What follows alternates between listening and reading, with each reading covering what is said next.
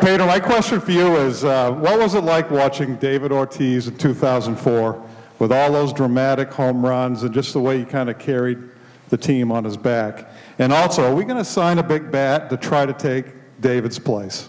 Believe me, we're trying to get that big bat. We'll never get another big Papi, though. No, I don't think you're going to find another one, especially sitting in a restaurant as he's getting released. Yeah, I think we need to hear, I don't know if you've heard this story, but this guy is probably responsible for getting Big Papi to Boston in the first place, right? Yeah, I'm going to get into that later, but listen. I not only saw Big Papi do it in 04, he did it from the first moment he got to Boston.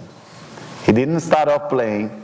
I had to really go and bark to Grady to actually get David into the game. Jeremy Giambi, who was the favorite to actually play first that year, did not perform well, wasn't healthy, had issues.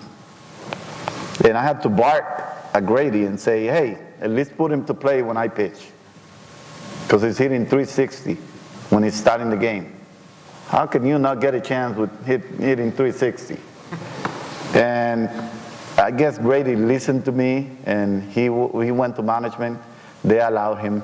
But I couldn't be prouder to actually have influenced David or have something to see with the fact that David came over, because every single time you saw David play the game here, it seems like he performed in a level that we all probably will admire and respect. A guy that didn't, as big of a smile as you saw, that's how big his game was. It's just never let down. And now going back to what happened to David was, I don't know, somehow God, we grow up and God puts us together. I didn't know I was gonna be here today, but I'm here. And the same thing happened that night. I happened to go to a restaurant. I was really skinny, so I got the luxury to eat at any time of night. It was like 10:30, 11. I happened to feel hungry. I go, let me stop in this restaurant. And as I get there, I see this big brother looking like, a boy from the hood. He's always smiling, but at that time, they were pretty serious. And I'm passing by. I was single at the time, and I had a couple of friends. So I said, you want to go grab a bite? Yeah, let's go grab a bite. So we went out. We found the restaurant. There's David sitting down with the phone on his ears. I see him and I tap him in the shoulders. I go, hey, what's up, homie? Hey, come with me. I got a couple of friends. I'm gonna get a table somewhere in the back.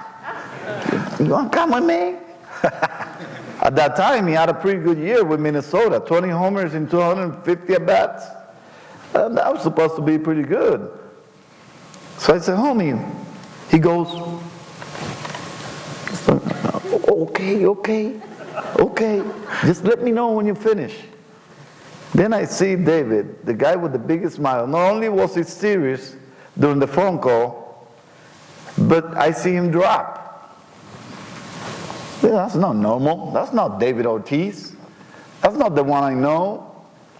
The one that is always hip-hopping and jumping around, hugging everybody, leading the league in hugs every year.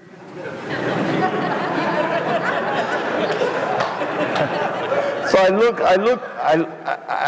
look through the crystal on the restaurant. I see the man drop. I'm like, oh, wait a minute. My friends are sitting inside. Here, drink your wine, stuff. Let me go talk to David. And I go, homie, what's up, man? You down? I never seen you down. He goes, homie, can you believe Minnesota just released me. I said, no, you kidding me? Yeah, just got released. You know how I am. I'm jumpy. I'm hyper. So I go, great! That's the only time David gave me a serious look. And it's no bueno. It's not good when David looks at you like, how can that be great? I just had a daughter born 2 weeks ago in Minneapolis. I'm like, oh, no, wait a minute. I said, it's great because we don't have a first baseman. Maybe we can take you to Boston. Can I make a phone call? So I made a mistake and I started calling Larry Lucchino and Theo Epstein.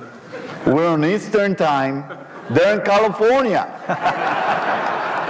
And they're in the middle of the winter meetings when we are almost going to bed in the Dominican.